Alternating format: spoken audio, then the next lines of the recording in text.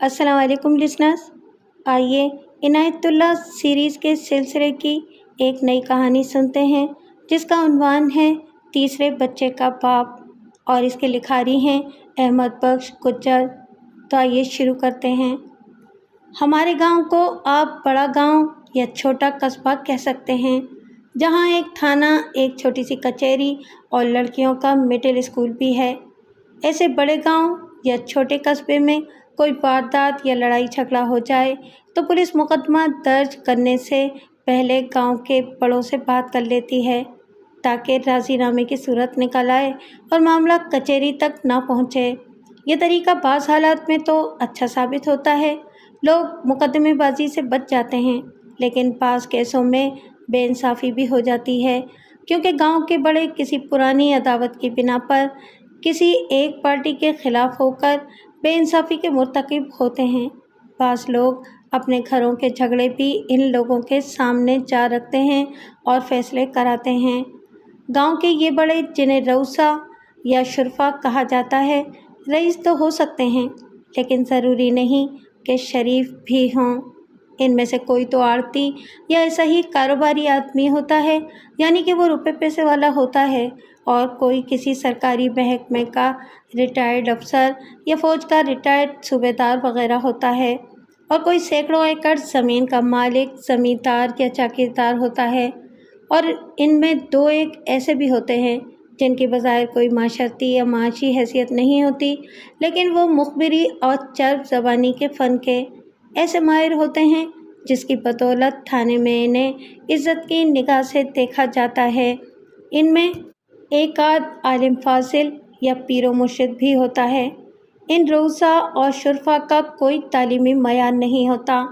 इनके मयार की पैमाइश इनके मकानों की बुलंदी से की जाती है, जिनकी पेशानियों पर हाज़ा मिन फज़ले रब्बी की सिलें नस्ब होती हैं। ये नहीं देखा जाता कि रब का फजल स्मगलिंग से हुआ है या ज़ख़ीरा अंदोज़ी से या मज़ारों को भूखा रखकर। बहरहाल ये लोग पंच कहलाते हैं, जिन्हें बाज़ लोग खड़पेंच भी कहते हैं। हमारे कस्बे में एक जवान साल औरत का खामिद मर गया। इसका बाप पहले ही मर चुका था और इसकी माँ अंधी हो गई थी। 2 बच्चे भी थे।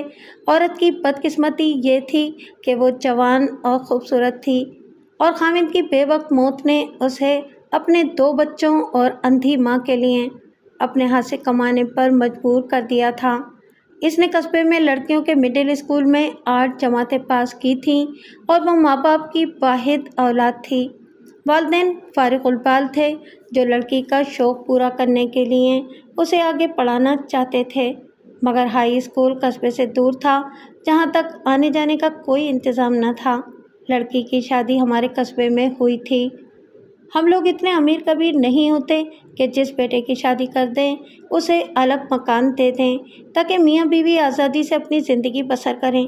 छोटे छोटे मकानों में 3-3, 4-4 शादीशुदा भाई इस हालत में रहते हैं कि किसी भी जोड़े को अलग कमरा नहीं मिलता। भाइयों की बीवियाँ एक दूसरे को घूर घूर कर देखती हैं, घर की सफाई और झाड़ पोंछ पर एक दूसरे से लड़ती झगड़ती और एक दूसरे के खिलाफ बहतान तराजी करती हैं, फिर अपने खाविंदों के कान भरती और भाइयों को भी टकरवा देती हैं। 4 दीवारी की इस खुटी खुटी दुनिया में जो फितने बपा होते हैं वो मुल्क की सियासत से ज़्यादा दिलचस्प और अफसोसनाक होते हैं। ये लड़की जिसकी मैं कहानी सुनाने लगा हूँ, ऐसी ही एक हवेली में जा आबाद हुई, जहाँ इसके खाविंद का एक बड़ा भाई अपने बीवी बच्चों के साथ आबाद था। शादी हुए अभी 6 महीने नहीं गुजरे थे कि कस्बे में मशहूर हो गया कि भाइयों में तू मैं शुरू हो चुकी है। बड़े भाई की बीवी तजुर्बेकार और पुख्ता उम्र की थी। इसने बात के पतंगड़ बनाने जो शुरू किए तो छोटे भाई की बीवी इस इल्ज़ाम से बदनाम हो गई कि उसने घर में दाखिल होते ही फितना खड़ा कर दिया है। बड़े भाई की बीवी ने अपनी सास पर चर्ब ज़बानी का जादू चला रखा था। इसने सास को भी छोटी बहू के खिलाफ कर दिया। फिर इन दोनों औरतों ने मिलकर लड़की के खाविंद के कान भर भर कर उसके दिल में भी अपनी बीवी के खिलाफ शकूक पैदा कर दिए। अगर आप पूछें कि इस लड़की से इन लोगों की क्या दुश्मनी थी, तो आपको कोई माकूल जवाब नहीं मिलेगा। सिवाय इसके कि बड़े भाई की बीवी को ये गवारा न था कि हवेली का कोई और हिस्सेदार बने। लड़की जब भी मैके आती, आंसू और आहें लेके आती। वो माँ बाप की इकलौती बेटी थी जिसके साथ इन्हें बहुत प्यार था, और इसी प्यार की खातिर उन्होंने लड़की को दिल खोलकर जहेज दिया था, जिससे वो मकरूज भी हो गए थे। सारा जहेज जहन्नम में जलने लगा और बाप की कमर दोहरी होने लगी। कोई 1 साल बाद नौबत यहाँ तक पहुँची कि लड़की को खामिद ने मारना पीटना शुरू कर दिया। इसके खिलाफ सास और बड़े भाई की बीवी ने ये इल्ज़ाम आयद कर रखा था कि वो जब मैके जाती है तो घर से पैसे ले जाकर माँ बाप को देती है। पैसों के अलावा वो चीनी और घी भी उठा ले जाती है। इसके खामिद ने भी इस बात को सच मान लिया और अपनी माँ की हिदायत के मुताबिक इसके सारे जेवर को, जिनमें लड़की के माँ बाप का जेवर भी शामिल था, अपने कब्ज़े में रख लिया। बाप ने बेटी का गम अपने दिल में बिठा लिया। हमारे यहाँ माँ बाप मरते दम तक बेटी के दुख दर्द से आज़ाद नहीं हो सकते, अपनी कमर तोड़कर जहेज देते हैं, जो दरअसल ससुराल वालों को इस बात की कीमत दी जाती है कि इनकी बेटी को सुखी रखा जाए। बेटियों को फिर भी सुखी नहीं रखा जाता। यही हाल इस लड़की के माँ बाप का हुआ। शादी किए 1 साल गुजर चुका था। लड़की 3-4 बार घर आ बैठी थी, लेकिन पंचों ने इसे फिर वापस ससुराल भिजवा दिया था। एक रोज़ लड़की के बाप को बुखार महसूस हुआ जो टाइफाइड बन गया। इसके जिस्म में कुव्वत तो रही नहीं थी जो बीमारी का मुकाबला करती। थोड़े दिनों बाद एक रात उसकी हालत बिगड़ गई। कस्बे में 2 डॉक्टर और 4 हकीम थे। लड़की दोनों डॉक्टरों के पास गई। वक्त आधी रात का था। दोनों डॉक्टरों ने आने से इनकार कर दिया। एक हकीम आ गया जिसने मरीज़ को नामालूम क्या दे दिया कि इसकी आंखें पथरा गईं, और हकीम के जाने के 2 घंटे बाद वो मर गया, और इसके मरने के 3 घंटे बाद बेटी ने पहले बच्चे को जन्म दिया। बाप की मैयत सहन में पड़ी थी और कमरे में बेटी के बच्चा पैदा हो रहा था। ज़िंदगी और मौत का करिश्मा ज़हूर पजीर हो रहा था। ससुराल वालों ने इस पर भी नाक मुँह चढ़ाई कि हमें पहले बच्चे की खुशियाँ मनानी थीं, इसके बाप को आज ही मरना था। 2 रोज़ बाद मर जाता तो हम खुशी तो मना लेते। लड़की को हर लिहाज से मनहूस करार दे दिया गया। लड़की इस जहन्नम में दूसरे बच्चे की पैदाइश तक बड़ी तड़पती रही। दूसरा बच्चा 2 साल बाद पैदा हुआ था।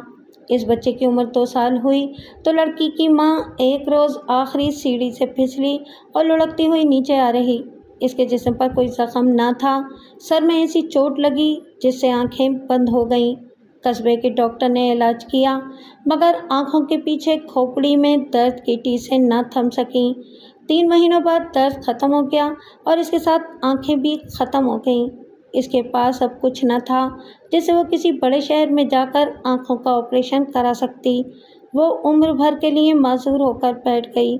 अब ज़रूरत ये थी कि बेटी और दामाद इसके पास रहें और इसका हाथ थामें, लेकिन ससुराल वालों ने ये सूरत पेश की कि वो इनके घर आ जाए। ये सूरत हाल माँ को मंजूर नहीं थी। उसने अपने घर में खुददारी और आज़ादी से उम्र गुजारी थी, वो पराए घर में कैसे जा बैठती। उसने आखिर ये पेशकश की कि वो मकान इस शर्त पर अपनी बेटी के नाम मुंतकिल कर देगी कि दामाद और बेटी इसके पास रहें। ससुराल वालों ने एक दिन भी ज़ाया किए बगैर अपने बेटे और बहू को भेज दिया, मगर जेवर अपने कब्ज़े में रखा। दामाद ने पहला काम ये किया कि मकान के कागजात पर कब्ज़ा किया और अपनी बीवी को साथ ले जाकर मकान उसके नाम मुंतकिल करा दिया। कहते हैं कि खुदा आमाल बद की सज़ा देता है, लेकिन ऐसे इंसान भी देखे गए हैं जो नेकी के सिवा कुछ और सोच भी नहीं सकते, मगर मुसलसल मसाइब से कुचले जाते हैं। ऐसे इंसानों को देखकर यही कहा जा सकता है कि खुदा की बातें खुदा ही जाने। ये लड़की भी ऐसे ही इंसानों में से थी जिसने ज़िंदगी की खुशियाँ देखीं तो सिर्फ़ अपने माँ बाप के घर। अब वो फिर खामिद और बच्चों समेत अपने माँ बाप के घर आ गई। वहाँ पहुँचते ही खामिद का रवैया बदल गया। इसके दिमाग से अपने घर के माहौल के बद असरात धुल गए। अपनी बीवी के घर में इसे अपनी बीवी के ख़िलाफ़ भड़काने और उकसाने वाला कोई न था। उसने चंद दिनों में ही अपनी आज़ाद निगाहों से अपनी बीवी को देखा तो पहली बार मालूम हुआ कि ये तो बड़ी अच्छी औरत है। इस लड़की के खामिद को खांसी आने लगी और शाम के वक्त वो हल्की हल्की हरारत महसूस करने लगा। वो जवान आदमी था, इसे थकान समझता रहा। कोई 1 महीने बाद इसे बीवी ने बताया कि इसका चेहरा नुमायां तौर पर पीला पड़ गया है। वो खुद भी महसूस कर रहा था कि कोई चीज़ इसे अंदर ही अंदर खा रही है। जब डॉक्टर से मुआयना कराया तो उसने सीने के एक्सरे के लिए कहा। वो इसी दिन लाहौर गया और एक्सरे कराया। इस स्याह काली फिल्म ने उसकी ज़िंदगी पर स्याह काली स्याही फेर दी। दिल के जरासीम दोनों फेफड़ों में फैल चुके थे और मर्ज को इस स्टेज तक ले गए थे जहाँ से कमी मरीज वापस आया करते हैं। दिल अब लाइलाज मर्ज नहीं रहा, लेकिन ऐसे मरीजों के लिए ये मर्ज अब भी लाइलाज है जिनके पास पैसे नहीं, या उनके लिए जिनके पास पैसा है लेकिन वो मरीज़ का इलाज घर में ही अनाड़ी डॉक्टरों से कराना शुरू कर देते हैं। यही कुछ यहाँ भी हुआ। मरीज़ को माँ बाप अपने घर ले जाने लगे तो उसने जाने से इनकार कर दिया। इसकी बीवी ने एक डॉक्टर का इलाज शुरू करा दिया। इसके साथ ही मरीज़ के माँ बाप अपना हकीम ले आए, क्योंकि वो कहते थे कि लोग ये ना कहें कि उन्होंने अपने बेटे का इलाज नहीं कराया। करीबी एक पीर का मज़ार है। मरीज़ की माँ मज़ार पर जाके रोई और मज़ार के गद्दी नशीन ने उससे तावीज़ लिख दिए और ये भी कहा कि मरीज़ को मज़ार की कब्र की मट्टी की एक चुटकी रोज़ाना खिलाई जाए। सूरत ये हो गई कि डॉक्टर अपना इलाज कर रहा था, हकीम अपनी जड़ी बूटियाँ रगड़ रगड़ कर देने लगा और माँ हर रोज़ चुटकी भर मट्टी बेटे के मुंह में डाल जाती। दवाइयों ने अपना काम किया या नहीं, ये तो किसी को भी मालूम नहीं। अलबत्ता मज़ार की मट्टी काम कर गई और मरीज़ जल्द ही लाश बन गया। इसके हौसलों को पस्त करने के लिए दिल की सिर्फ दहशत ही काफ़ी थी। गलत इलाज ने इसे वक्त से पहले कब्र तक पहुंचा दिया। एक रोज़ कस्बे की रऊसा और शुरफा का एक वफ्द मरीज़ के बाप की दरख्वास्त पर लड़की के घर आ गया और मरीज़ से कहा कि इन्हें इसका बाप इसलिए लाया है कि तुम अपने घर चले चलो। तुम बताओ कि तुम अपने घर क्यों नहीं जाते और ससुराल में रहना क्यों पसंद करते हो। मरीज़ ने साफ जवाब दे दिया और कहा कि मैं इसी घर में मरना चाहता हूँ। एक पंच बोला, मर्द अपने माँ बाप के घर मरा करते हैं, घर जवाई बनकर ससुराल के घर मरने वाले को लोग बेगैरत कहा करते हैं। तुम एक इज्जतदार बाप के बेटे हो, इसलिए हम तुम्हारी चरपाई उठवा ले चलते हैं।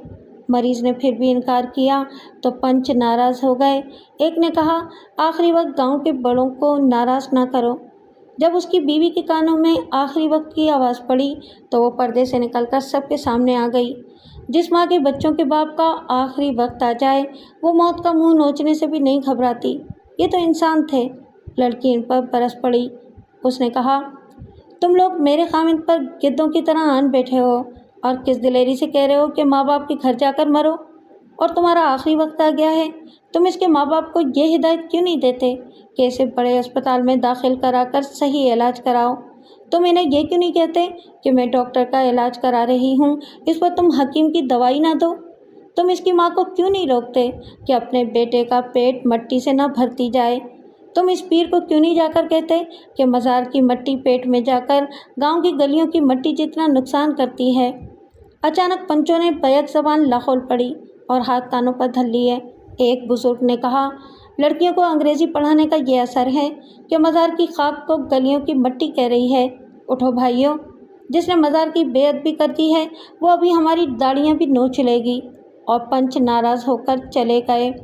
इसी रात मरीज़ ने बीवी को अपने पास बुलाया और उसका हाथ थामकर बहुत रोया।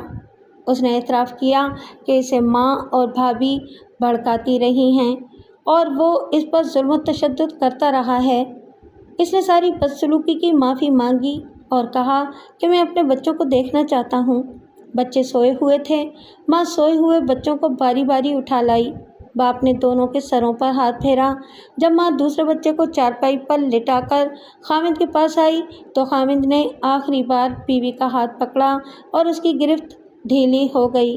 बीवी ने इसे झंझोड़ा, नाम ले लेकर पुकारा। आखिर इसकी आहें और फरियादें एक ऐसी चीख बन गईं जिसने रात की खामोश तारीकी को हिला के रख दिया। सुबह के वक्त जब बच्चे जागे तो इनका बाप हमेशा के लिए सो चुका था। सर से खामिद का साया उठ गया। माँ अंधी, बच्चे छोटे छोटे और बच्चों की माँ जवान, खूबसूरत और खाली हाथ। मैयत को माँ बाप उठा ले गए थे। انہوں نے آخری رسوم ادا کی۔ اگر بیوہ کے پاس زیور ہوتا تو اسے بیچ کر کچھ عرصہ ماں اور بچوں کا پیٹ بھر سکتی تھی۔ زیور سسرال کے قبضے میں تھا، سوائے مکان کے اس کے پاس کچھ نہ تھا۔ 1.5-2 مہینے تو روکھی سوکھی کھاتے گزر گئے۔ جب نوبت فاقوں تک پہنچی تو بیوہ کے لیے ضروری ہو گیا کہ کمانے کا کوئی ذریعہ ڈھونڈے۔ اس نے قصبے کے مڈل اسکول میں ملازمت کی درخواست دی، جو منظور ہو گئی۔ وہ چونکہ صرف 8 جماعتیں پاس تھی، اس لیے اسے دوسری جماعت دے دی گئی اور تنخواہ صرف 55 روپے۔ اس نے اسکول جانا شروع کر دیا، مگر گھر سے دن بھر کی غیر حاضری اندھی ماں اور چھوٹے چھوٹے بچوں کے لیے بہت ہی تکلیف دہ تھی۔ اندھی ماں بچوں کو سنبھال نہیں سکتی تھی، لہٰذا ضرورت یہ تھی کہ اسے کوئی ایسا کام ملے جس سے وہ فرصت نکال کر ماں اور بچوں کو دیکھ لیا کرے۔ وہ اسکول جاتی رہی اور پوری کوشش کی کہ ماں اور بچے اس کی غیر حاضری میں اپنے آپ کو سنبھالنے لگیں، مگر چھوٹا بچہ بہت پریشان کرتا تھا۔ اس کے ساتھ ہی بچوں کی ماں یہ بھی سوچتی تھی کہ 55 روپے ماہوار تو ایک ہفتے کے لیے بھی کافی نہیں ہوتے، چنانچہ وہ کوئی اور کام تلاش کرنے لگی۔ وہ گھروں کے برتن تو نہیں مانج سکتی تھی، پڑھی لکھی لڑکی تھی، بچوں کو پڑھا سکتی تھی یا سلائی کر سکتی تھی، لیکن اسے سلائی کی جو مشین جہیز میں ملی تھی وہ سسرال کے قبضے میں تھی۔ ایک روز وہ دل پر پتھر رکھ کر سسرال چلی گئی اور ساس سے مشین مانگی۔ ساس نے جواب دیا کہ مشین تو بیٹے کے علاج کے لیے بیچ ڈالی تھی۔ یہ سفید جھوٹ تھا۔ اس نے اپنے ماں باپ کا دیا ہوا زیور مانگا اور یہ بھی کہا کہ تمہارے بیٹے کے بچوں کو پالنے کے لیے زیور کی ضرورت ہے، تو ساس نے جواب دیا کہ بچوں کو ہمارے گھر بھیج دو۔ لڑکی نے انکار کر دیا اور وہاں سے آ گئی۔ اب میں کہانی کو 1 سال آگے لے جاتا ہوں اور وہاں سے پیچھے آ کر باقی کہانی لڑکی کی زبانی سناؤں گا۔ میں قصبے سے تھوڑی دور شہر میں ملازم تھا، جس کی میں نشاندہی نہیں کرنا چاہتا۔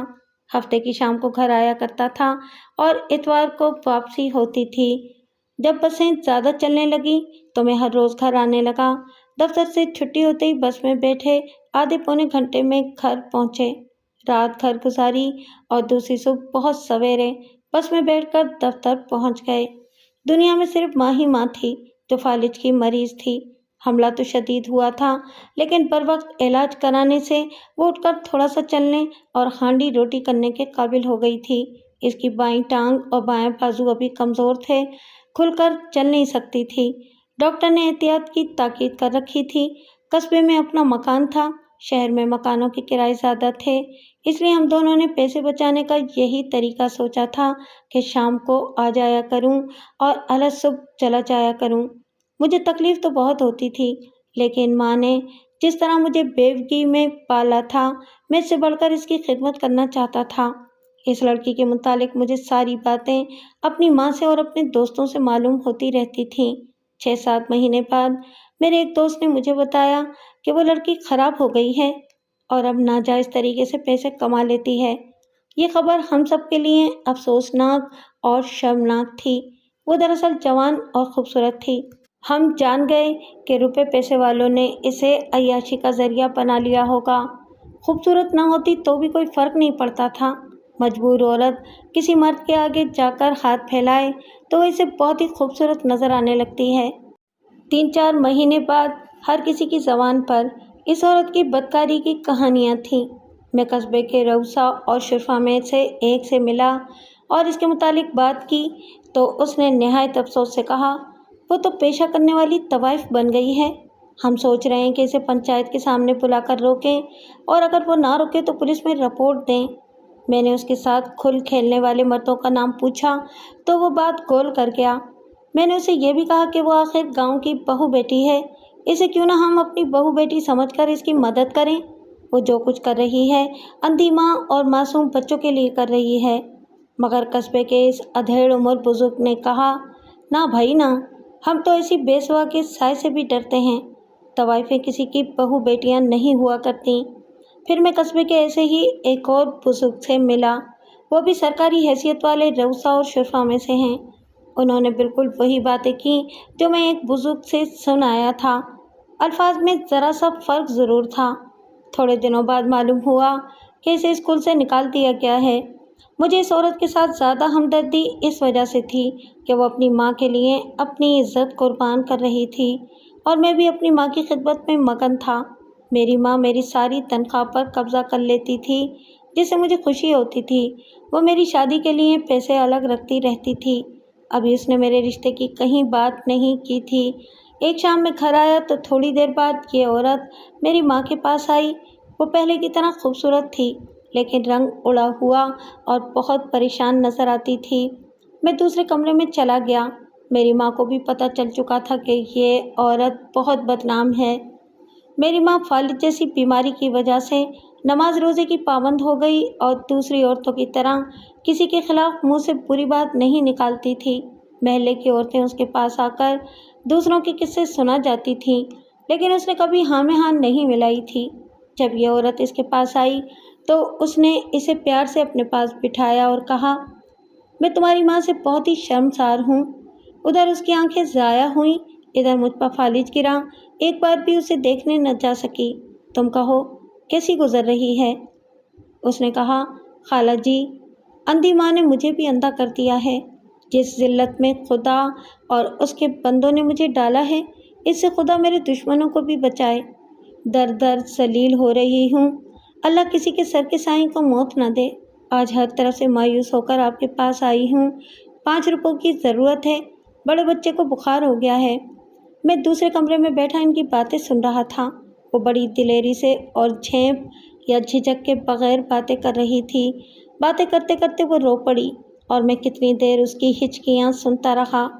اچانک میں نے اپنے آپ میں زلزلے کا جھٹکا محسوس کیا، جسے میں فی الواقع زلزلہ سمجھ بیٹھا۔ شاید اس عورت کی باتیں میرے دماغ میں جمع ہوتے ہوتے بارود کی طرح پھٹ گئی تھیں۔ مجھے اپنے آپ پر قابو نہ رہا۔ میں ماں کے کمرے میں گیا اور ماں سے اجازت لے کر اس عورت کو اپنے کمرے میں لے آیا۔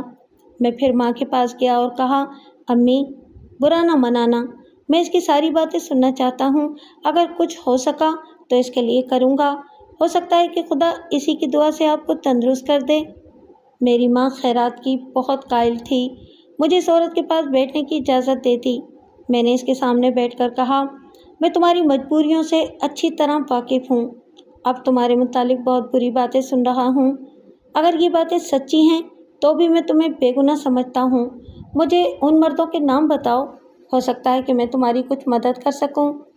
اس کے ہونٹوں پر ہلکی سی مسکراہٹ آ گئی، جس میں ایسا تاثر تھا جیسے وہ مجھ سے نفرت کر رہی ہو۔ اس نے آہستہ سے کہا، سب فریب کاری ہے۔ مجبور عورت کو ہر مرد یہی کہتا ہے کہ تمہاری مدد کروں گا۔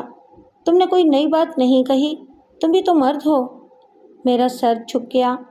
مجھے اس سے آگے اور کوئی بات کہنی یا سننی نہیں چاہیے تھی، لیکن میں اپنے اندر معلوم نہیں کیا تبدیلی محسوس کر رہا تھا، جو مجھے مجبور کر رہی تھی کہ اس عورت کے لیے کچھ کرنا ہے۔ وہ مجھے ہی کرنا ہے۔ میں نے اسے کہا کہ میں مرد ہوں، مجھے اپنے آپ پر اتنا بھروسہ ہے کہ میں دوسرے مردوں سے مختلف ثابت ہوں گا۔ مجھے بتاؤ کہ تم کس طرح جی رہی ہو۔ اس نے جو جواب دیا وہ اس قدر عریاں ہیں جیسے میں اس کے الفاظ میں پیش نہیں کر سکتا۔ پھر اس نے کہا، تم میرے لیے کچھ نہیں کر سکتے۔ معلوم نہیں وہ کیسا شرر تھا جس نے مجھ سے کہلوا لیا، میں تمہارے ساتھ شادی کر سکتا ہوں۔ اس نے ہنس کر کہا، 2 آدمی مجھے یہی بات کہہ چکے ہیں اور تھوڑے مہینوں بعد میں ان میں سے ایک کے بچے کی ماں بن جاؤں گی اور یہ کسی کو بھی پتہ نہ چل سکے گا کہ اس بچے کا باپ کون ہے۔ وہ سنجیدہ ہو گئی اور کہنے لگی، تم ابھی ایسی باتیں نہ سوچو، کوئی پاک صاف کنوارا رشتہ تلاش کرو۔ میرے ساتھ تم کیسے شادی کر سکتے ہو؟ وہ لوگ یہی رہتے ہیں جو تمہیں تانے دیا کریں گے کہ تم نے ان کی چچوڑی ہوئی ہڈی منہ میں ڈال لی ہے۔ کون ہیں وہ؟ میں نے پوچھا۔ اس نے بلا جھجک 3 آدمیوں کے نام بتا دیے، جن میں سے 2 رؤسا اور شرفا میں سے تھے۔ ایک ایسے ہی بزرگ کا بیٹا تھا۔ اس عورت نے گزرے ہوئے 1 سال کی کہانی اس طرح سنائی، میں اسکول میں نوکری ملتے ہی سسرال سے مشین اور اپنا زیور لینے گئی تو ساس نے دونوں چیزیں دینے سے انکار کر دیا۔ میں ان بزرگوں میں سے ایک کے پاس گئی جو میرے خاوند کے آخری وقت اسے منانے آئے تھے کہ وہ اپنے گھر چلا جائے، اور میں نے اسے کہا کہ مجھے سسرال سے میرے جہیز کی مشین اور میرے ماں باپ کا دیا ہوا زیور دلا دے تو اس نے ایسا رویہ اختیار کر لیا جس سے پتہ چلتا تھا کہ وہ مجھ سے اپنی بے عزتی کا انتقام لینا چاہتا ہے۔ اس نے انکار نہ کیا اور اگلے روز آنے کے لیے کہا۔ میں اگلے روز اس کی بیٹھک میں گئی۔ وہ اکیلا بیٹھا ہوا تھا۔ اس نے مجھے پیار سے اپنے پاس بٹھا لیا اور ہمدردی کی باتیں کرنے لگا جن کے اثر سے میرے آنسو نکل آئے۔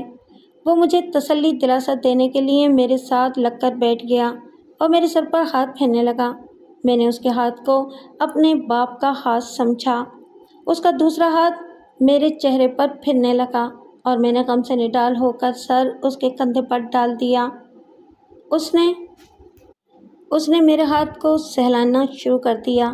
اس کی باتوں میں پیار اور ہمدردی تھی۔ مجھے انہی دو چیزوں کی ضرورت تھی۔ اسے تم جانتے ہو، میرے باپ کی عمر کا آدمی ہے۔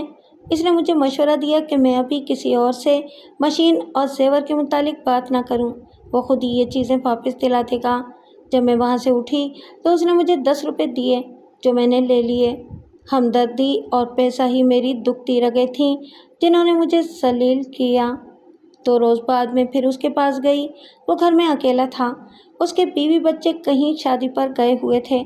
اس نے دیکھتے ہی لپک کر مجھے اپنے انتہائی قریب کر لیا اور پھر اپنے پاس بٹھا لیا۔ اس کی باتوں میں ہمدردی اور پیار تو ضرور تھا، لیکن رنگ بدلا ہوا تھا، اور اس کی حرکات سے میں سمجھ گئی کہ ہم باپ بیٹی نہیں بلکہ مرد اور عورت ہیں۔ میں نے اس سے ذرا دور ہٹنے کی کوشش کی تو اس نے مجھے اپنے بازو کے گھیرے سے نکلنے نہ دیا۔ وہ ہنس پڑا اور بولا کہ تم تو ڈر گئی ہو۔ میں واقعی ڈر گئی تھی۔ اس نے ایسے الفاظ میں میرا ڈر دور کر دیا کہ میں شرمسار بھی ہوئی کہ ایک بزرگ پر کیسا گھٹیا شک کر بیٹھی تھی۔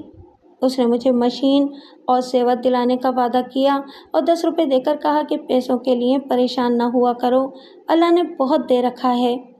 اسے واقعی اللہ نے بہت پیسہ دیا ہے، آڑتی ہے۔ میں اس کے پاس 4-5 دفعہ گئی۔ ان ملاقاتوں میں وہ میرے ساتھ پوری طرح بے تکلف ہو گیا۔ ایک روز اس نے صاف الفاظ میں اپنا مطلب بیان کر دیا اور کہا کہ ہر بار 50 روپے دیا کروں گا۔ میری جو حالت ہوئی وہ میں بیان نہیں کر سکتی۔ ایسا چکر آیا کہ پسینہ پھوٹ پڑا۔ میں وہاں سے بھاگ کر نکل آئی۔ دوسرے دن ہی اسکول سے فارغ ہو کر گھر آئی، ماں اور بچوں کو روٹی دی اور ایسے ہی ایک اور بزرگ کے پاس چلی گئی جو لوگوں کے گھروں کے جھگڑے اور تنازع طے کیا کرتے ہیں۔ اسے بھی یہی کہا کہ مجھے سسرال سے مشین اور زیور دلا دے۔ اس نے بھی وعدہ کیا کہ وہ پوری کوشش کرے گا۔ 2 روز بعد وہ خود ہمارے گھر آ گیا اور ہمدردی کی باتیں کر کے میرے بچوں کو 5-5 روپے دیے اور چلا گیا۔ 3-4 روز بعد وہ پھر ہمارے گھر آیا اور بتایا کہ وہ میرے سسر سے ملا تھا اور سسر نے اسے وہی جواب دیا ہے جو ساس نے مجھے دیا تھا۔ جب وہ جانے لگا تو میں اس کے ساتھ ڈیوڑی تک چلی گئی۔ اس نے جیب سے 20 روپے نکالے اور میرے ہاتھ میں دے کر میرا ہاتھ پکڑ لیا۔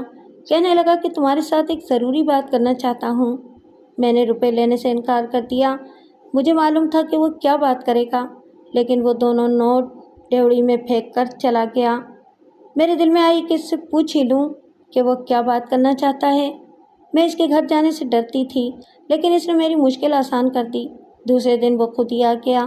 میں اسے دوسرے کمرے میں لے گئی اور پوچھا کہ وہ کیا بات تھی۔ بات بس اتنی سی تھی کہ وہ میرے ساتھ شادی کرنا چاہتا تھا، حالانکہ اس کی بیوی زندہ تھی اور اس کے 2 لڑکے اور 3 لڑکیاں تھیں۔ سب سے بڑا لڑکا میرا ہم عمر تھا۔ اس آدمی نے پہلے تو اپنی بیوی کے خلاف ایک لمبی کہانی سنائی جس کا مطلب یہ تھا کہ اس کی بیوی نری گائے ہے، اس کے جذبات کو نہیں سمجھتی، وغیرہ وغیرہ۔ پھر اس نے بیوگی کی ایسی بھیانک تصویر پیش کی کہ میں خوف زدہ ہو گئی۔ اس کے بعد اس نے میری خوبصورتی کو بیان کیا اور آخر میں کہا کہ میں اس کے ساتھ شادی کر لوں۔ میں صاف انکار کر دینا چاہتی تھی، لیکن اس آدمی سے کام نکلوانا تھا، اس لیے اسے یہ جواب دیا کہ میں اپنی اندھی ماں اور بچوں کے لیے زندہ رہنا چاہتی ہوں، شادی کے متعلق بھی سوچوں گی۔ میرے اس جواب نے اسے بہت حوصلہ دیا۔ میں اس سے پہلے ایسے ہی ایک آدمی سے مل چکی تھی جس نے مجھے بتا دیا تھا کہ مرد عورت سے کیا چاہتا ہے۔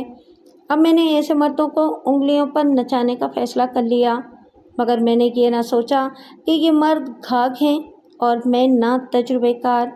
وہ دوسری تیسری شام ہمارے گھر آ جاتا، میری ماں کے پاس بیٹھ کر اس کی دلجوئی کرتا، میرے بچوں کے ساتھ کھیلتا اور پھر میرے ساتھ الگ کمرے میں بیٹھ جاتا۔ یہ بات تو وہ کئی بار کہہ چکا تھا کہ کہ اس گھر میں آ کر مجھے سکون نصیب ہوتا ہے۔ ماں باپ نے 17 سال کی عمر میں اس اجڑ بیوی کے حوالے کر دیا تھا اور 26 سال گزر گئے ہیں۔ وہ ارمان دل ہی میں مر گئے ہیں جو جوانی میں رنگ دکھایا کرتے تھے۔ اس کی باتوں میں رومان اور آہن زیادہ ہوتی تھیں۔ جب ہماری بے تکلفی بڑھی تو میں اس کے ساتھ اپنے خامند کی باتیں کرنے لگی اور اسے بتایا کہ میرے ارمانوں کو اس کی بڑی بھابھی اور ساس نے کچل دیا تھا۔ خامند میرے پاس اس وقت آیا جب دکھ کے جراثیم اس کی جوانی کو کھا چکے تھے۔ ہم دونوں ایسی باتیں کہتے سنتے رہتے تھے۔ اس کی عمر 40 سال سے کچھ زیادہ ہی تھی اور میری عمر 26 سال، لیکن وہ باتیں ایسی کرتا تھا جیسے مجھ سے چھوٹا نظر آنے لگتا تھا۔ شادی کی توقع سے وہ مجھے پیسے بھی دیتا تھا اور ایک رات وہ بہت دیر تک میرے پاس بیٹھا رہا۔ میری ماں اور بچے سو گئے تھے۔ کچھ نیند کا خمار تھا اور کچھ اس کی باتوں کا اثر کہ میں اپنا آپ اس کے حوالے کر بیٹھی۔ وہ تو چلا گیا مگر میں رات بھر سو نہ سکی۔ صبح ہوئی تو مجھے اس طرح ڈر آنے لگا جیسے ساری دنیا کو میرے گناہ کا علم ہو گیا ہو۔ میرا سر جھک گیا، نظریں جھک گئیں اور میں محلے کے ہر انسان سے ڈرنے لگی۔ وہ دوسری رات بھی آیا۔ میں نے اس سے دور رہنے کی کوشش کی مگر وہ ایک جادو کی طرح مجھ پر غالب آ چکا تھا۔ میں نے اسے بتایا کہ یہ گناہ مجھے کس طرح بندے بندے سے ڈرا رہا ہے۔ یہ سن کر اس نے ایسی باتیں شروع کر دیں کہ میرا ڈر دور ہو گیا۔ میں دراصل ایسی ہی باتیں سننا چاہتی تھی جو میرے ضمیر سے گناہ کا بوجھ اتار دیں، اور وہ ایسی باتیں نہایت خوبی سے کر سکتا تھا۔ اس نے باتوں کے جادو سے مجھے گناہ کے بوجھ سے آزاد کر دیا اور اس طرح میں ایسے جال میں پھنس گئی جس سے نکلنا بہت مشکل ہو گیا۔ ہزار باتیں بناؤ، گناہ اپنے آپ کو چھپا نہیں سکتا۔ اس کا ہر رات میرے پاس آنا چھپ نہ سکا۔ ایک روز وہ بزرگ ملا جس کے پاس میں سب سے پہلے گئی تھی اور اسے دھتکار آئی تھی۔ اس نے مجھے راستے میں روک کر کہا کہ پرسوں میری بیٹھک میں آنا بہت ضروری بات ہے۔ میں اس کی بیٹھک میں گئی تو اس نے مجھ سے یہ پوچھے بغیر کہ اس آدمی کے ساتھ میرے تعلقات کیسے ہیں، مجھے کہا کہ تم نے مجھے ٹھکرا دیا تھا اور ایک بدکار آدمی کے ہاتھ جا لگی۔ کیا میں اتنا ہی برا تھا؟ اس نے جیب سے 10 کے تھوڑے سے نوٹ نکالے اور میرے ہاتھ میں دے کر کہا، جاؤ، بس یہی بات کہنی تھی۔ آئندہ جتنے پیسوں کی ضرورت ہو مجھ سے لے جایا کرنا۔ میں ایسا کمینہ آدمی نہیں ہوں۔ اس سے بچو، جو ہو گیا سو ہو گیا۔ میں نے گھر آ کر دیکھا کہ 10 کے 6 نوٹ تھے۔ مجھے بالکل علم نہیں تھا کہ میں کس ذلیل جال میں الجھتی چلی جا رہی ہوں۔ اس سے میرا دوسرا امیدوار میرے گھر آیا تو میں نے بڑی دلیری سے کہہ دیا کہ وہ آئندہ میرے گھر نہ آیا کرے۔ اس نے مجھے ہنسی مذاق سے، لالچ سے اور پھر دھمکیوں سے اپنی بات پر لانے کی کوشش کی، لیکن مجھے ایک اور آدمی کا سہارا مل گیا تھا جس نے مجھے ہاتھ لگائے بغیر پیسے دے دیے تھے۔ وہ واقعی فرشتہ تھا۔ پہلے میں اسے غلط سمجھی تھی۔ یہ آدمی چلا تو گیا لیکن نہایت غلیظ دھمکی دے کر۔ میں دوسرے دن اسکول گئی۔ ابھی 1 ہی گھنٹہ پڑھایا تھا کہ ہیڈ مسٹریس نے مجھے دفتر میں بلا کر کہا کہ تمہارے لیے اب کوئی جگہ نہیں رہی، ہمیں ایسویں پاس استانی مل گئی ہے۔ میں سمجھ گئی کہ یہ کس کی کارستانی ہے۔ اس روز کے بعد مجھے عورتوں کی زبانی پتہ چلنے لگا کہ مجھے بدنام کرنے کی ایک مہم شروع کر دی گئی ہے۔ ہر روز ایک عورت آ جاتی اور میرے کان میں کچھ نہ کچھ کہہ جاتی۔ مجھے قصبے کے بدمعاشوں کے ساتھ منسوب کیا جا رہا تھا۔ میں گلی میں سے گزرتی تو لڑکے میرے قریب سے گزرتے نہایت فحش باتیں کہہ جاتے۔ سب کو معلوم تھا کہ یہ بے بس عورت ہے، کچھ نہیں کر سکتی۔ میں دوسرے بزرگ کے پاس جا کر روئی تو اس نے مجھے سینے سے لگا لیا اور کہا کہ فکر نہ کرو، میں بندوبست کر لوں گا۔ اس نے واقعی بندوبست کرنے کی کوشش کی جس کے نتیجے میں یہ دونوں آدمی آپس میں کہیں جھگڑے بھی تھے۔ میں جسے مخلص اور اپنا محافظ سمجھتی تھی میرے گھر آنے لگا۔ باہر میرے خلاف طوفان اٹھا ہوا تھا۔ مجھے اب اس آدمی کا سہارا تھا۔ 55 روپے تنخواہ بند ہو چکی تھی۔ میں نے اس آدمی سے پیسے نہ مانگے۔ ایک ایسا دن بھی آیا کہ گھر میں آٹا بھی نہیں تھا، پیسہ ایک نہ تھا۔ میں ایک گھر سے آٹا ادھار مانگ کے لائی اور ماں اور بچوں کو روٹی کھلائی۔ اسی شام یہ آدمی میرے گھر آ گیا۔ میں نے اسے بتایا کہ گھر میں کچھ نہیں رہا۔ اس نے شیروانی کی جیب سے 100 کا نوٹ نکال کر مجھے دے دیا اور ساتھ ہی ڈانٹ بھی دیا کہ میں نے اسے پہلے کیوں نہیں بتایا۔ پھر باتوں کا سلسلہ چل نکلا۔ मैं ना तजुर्बेकार और मजबूर थी। इस बुजुर्ग की शफकत का रंग बदलने लगा और बात वहीं पे जा पहुंची, मगर मैंने ज़मीर पर कोई ज़्यादा बोझ महसूस ना किया। मैंने सोचा कि ये मेरा मोहसिन है, मेरे पास अपने सरापे के सिवा और है ही क्या जिससे इसकी नेकियों का सिला दूं। इस रात के बाद वो तीसरी चौथी रात मेरे पास आने लगा। एक रोज़ गर्मियों की दोपहर थी, लोग घरों में बंद थे। मैं गांव के दूसरे बुजुर्ग के घर के सामने से गुजरी तो इसका बड़ा बेटा दरवाजे से निकल रहा था। तुम इसे जानते हो? कितना जवान और खूबसूरत है। उसने आगे बढ़कर मेरा बाजू पकड़ लिया और मुझे अंदर ले गया। अंदर कोई भी नहीं था, घर वाले शायद कहीं बाहर गए हुए थे। वो मुझे कमरे में ले गया और अपने बाप को गालियाँ देने लगा। कहने लगा कि है तो मेरा बाप, लेकिन पक्का बदकुमाश और बदकार आदमी है। मुझे मालूम है कि उसने तुम्हें बहुत ख़राब किया है। अगर तुम इसी तरह अकेली फिरती रही तो लोग तुम्हारी पोटियाँ भी नोच लेंगे। अगर तुम्हारा दिल माने तो मैं तुम्हारे साथ शादी करने के लिए तैयार हूँ। मुझे आग लग गई। मैंने जलकर कहा, जैसा बाप वैसा बेटा, मैं तुम दोनों के मुंह पर थूकती हूँ। उसने मुंह आगे करके बड़ी लजाजत से कहा, लो थूक लो। अगर तुम्हारा गुस्सा थूकने से ठंडा हो सकता है तो मेरा मुंह हाजिर है। मैं अपने बाप के गुनाह की सज़ा भुगत लेता हूँ। मैं इसी बात से मौम हो गई और रोने लगी। इसने बड़े प्यार से मुझे अपने साथ लगा लिया और हमदर्दी की बातें शुरू कर दी। ज़्यादा लंबी चौड़ी बातें क्या सुनाऊं? मैं गुनाहगार तो हो ही चुकी थी, इसकी बातों में भी आ गई। इसने शादी का पक्का वादा किया और मुझे यकीन दिलाया कि वो मुझे, मेरी माँ और बच्चों को कहीं और ले जाएगा। इस वादे ने मुझे उसकी बेनिकाही बीवी बना दिया। तुमने सुना होगा कि ये दोनों बुजुर्ग एक दूसरे से हाथापाई तक भी आ गए थे और खून खराबा होते होते रह गया था। ज़ाहिरी तौर पर वो लड़े किसी और बात पर थे, लेकिन लड़ाई की असल वजह मेरा वजूद था। इसके बाद तीनों मुझसे किनाराकश हो गए। इन्हें बदनामी का डर था, मगर वो बदनाम होकर भी नेक नाम हैं। वो अब भी पंच हैं और लोगों के घरेलू झगड़ों के फैसले करते हैं। मैं इनके खिलाफ कुछ भी नहीं कर सकती। मैं मजबूर और बेबस हूँ। कल से फिर वो वक्त आ गया है कि घर में खाने के लिए कुछ नहीं, लेकिन जो गम मुझे खा रहा है वो भूख का नहीं, वो ये है कि मैं इन तीनों के फरेब का बोझ अपने जिस्म में उठाए फिरती हूँ। अगर माँ और ये दो बच्चे न होते तो मैं अपने आप को ख़त्म कर देती। मुझे मालूम नहीं कि मेरे तीसरे बच्चे का बाप कौन है। मालूम हो भी जाए तो वो मान थोड़ी जाएगा। मेरे हाथ कांप रहे थे, दिल बहुत ज़ोर से धड़क रहा था और खून खोल रहा था। मैंने बेख्तियार कहा, तुम्हारे तीसरे बच्चे का बाप मैं हूँगा, मैं तुम्हारे साथ शादी करूँगा। उसने शायद जान लिया था कि मैं इसे फरेब नहीं दे रहा। वो मुझे इस इरादे से बाज रहने के लिए कहने लगी कि मैं बदकार और नापाक औरत हूँ, तुम भी गाँव में बदनाम हो जाओगे। लेकिन मुझे किसी का डर नहीं था। क्योंकि मैं ऐसे महकमे में मुलाजिम हूँ जिसके चपरासी को भी कस्बों और गांव के पंच झुककर सलाम करते हैं। मैंने इस मजलूम औरत को अच्छी तरह समझा दिया कि मैं क्या करूँगा और इसे क्या करना है। मैंने इसे 5 रुपये दे दिए जो वो मांगने आई थी। मैं कोई दौलतमंद तो नहीं था कि इसे गिने बगैर 10-10 के 7-8 नोट दे देता। मैंने माँ से कहा कि मैं इस औरत के साथ शादी करना चाहता हूँ, तो वह हैरानी से मेरा मुंह देखने लगी। मैंने इसे सारी बात सुनाकर कहा कि अम्मी, खुदा इस नेकी के बदले आपको तंदुरुस्त कर देगा। माँ मान तो गई, मगर बड़ी मुश्किल से। मैं दूसरी सुबह दफ्तर गया और 3 रोज़ की छुट्टी ले ली। तय किए हुए प्रोग्राम के मुताबिक मैं कस्बे के सारे बड़ों से मिला, जिनकी तादाद 6 थी, और इन्हें कहा कि एक ऐसा मसला दरपेश है जो सिर्फ आप लोग हल कर सकते हैं। 5 और मुअज्जिज़ीन को भी बुला लिया और मस्जिद के खतीब को भी बमे रजिस्टर निकाब बुला लिया।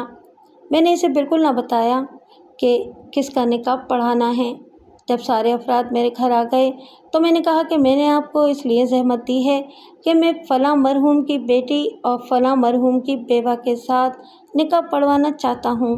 वो चूँकि बेवा है और गरीब भी है, इसलिए मैं सिर्फ़ आप साहिबान की मौजूदगी में नहायत सादगी से ये रस्म पूरी करना चाहता हूँ।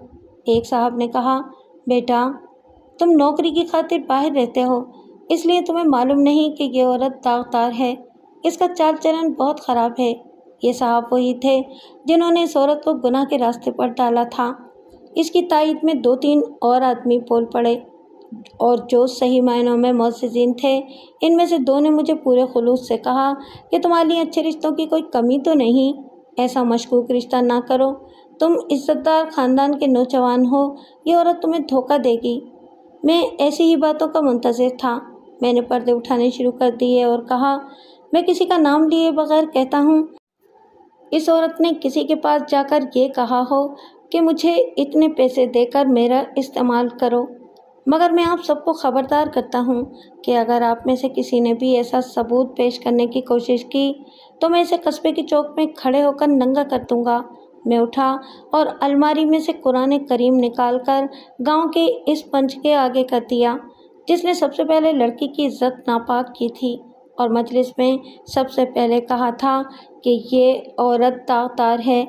میں نے قرآن اس کے آگے کر کے کہا، چچا جان، اس کا پاک کلام پر ہاتھ رکھ کر ایک بار پھر کہیں کہ یہ عورت داغدار ہے، اور یہ بھی بتائیں کہ اسے مجبوری کی حالت میں کس نے داغدار کیا۔ مجلس پر سناٹا طاری ہو گیا۔ میں نے قرآن گود میں رکھ لیا اور کہا، اس محلے پر خدا کی لعنت برسے گی جہاں کے بزرگوں نے اپنی بیٹی کے ساتھ منہ کالا کیا۔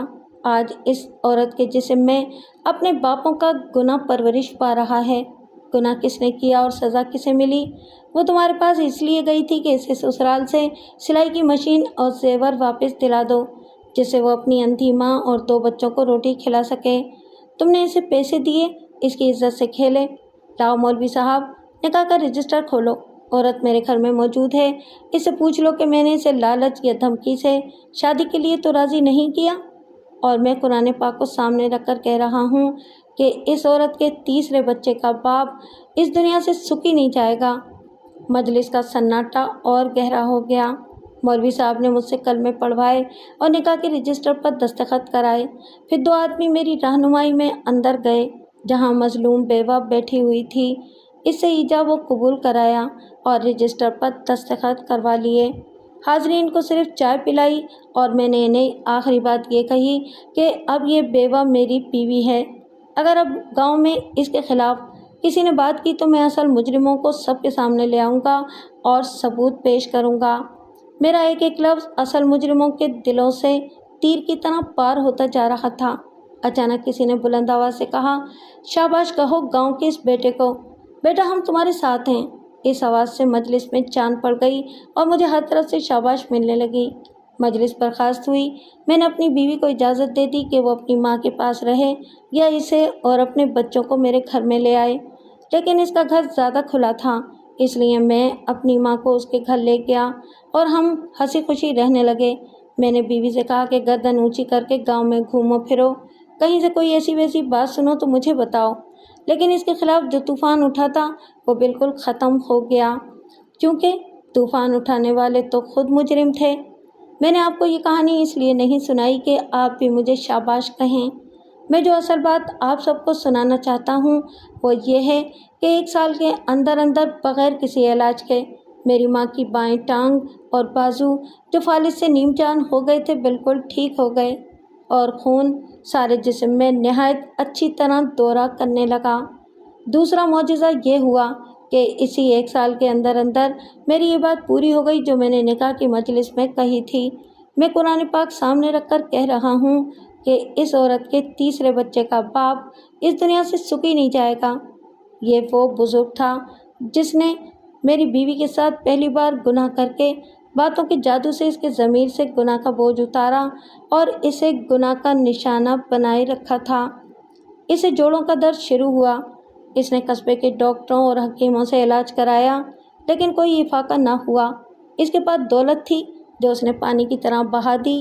لاہور کے بڑے بڑے ڈاکٹر آزما دیکھے، آخر وہ اس حالت میں ہمیشہ کے لیے چارپائی پر گر پڑا کہ اس کی مٹھیاں بالکل بند ہو گئیں، انگلیاں اکڑ گئیں، گھٹنے ایک ہی زاویے پر دوہرے ہو گئے اور وہ بالکل اپاہج ہو گیا۔ ایک رات اس نے مجھے اپنے گھر بلایا۔ میں گیا تو وہ بہت ہی رویا۔ روتے روتے اس نے کہا، میں تمہاری بیوی کی جوتیوں کی مٹی کھانا چاہتا ہوں، شاید اس سے مجھے افاقہ ہو جائے۔